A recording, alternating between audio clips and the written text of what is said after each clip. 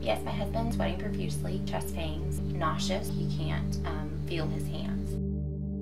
That day I had a long run, so whenever it was a humid, hot day, so I came in the house and actually went upstairs.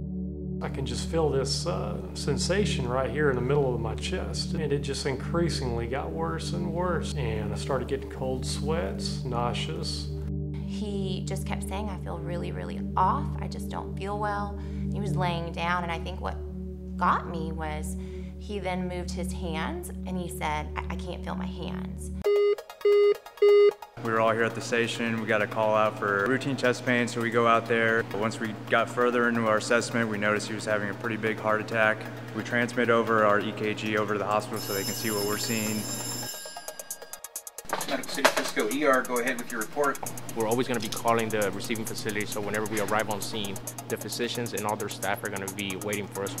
So as soon as we arrived at the hospital, we were backing into the ambulance bay and the patient actually went unconscious. Within seconds, we delivered 360 joules of energy, and then we continue with our compressions.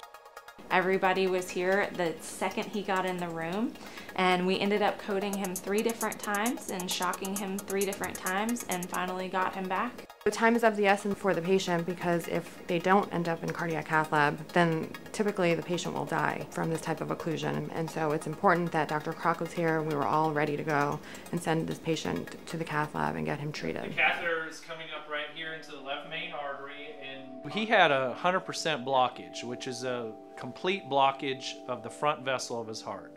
It's got the name of the widowmaker vessel. The sooner we get that open, the greater the likelihood of survival. This case is a perfect example of identifying the signs of a heart attack. The sooner you call, the sooner EMS arrives, and as it starts the chain of care, the more likely you'll survive. You know, we just moved into this house a year ago, you know, a mile away from the fire station, really close to the hospital. It's just the way they all work together. The first responders, the nurses, the doctors, everyone. We owe them everything, you know. I wouldn't be here. Very grateful for what they did.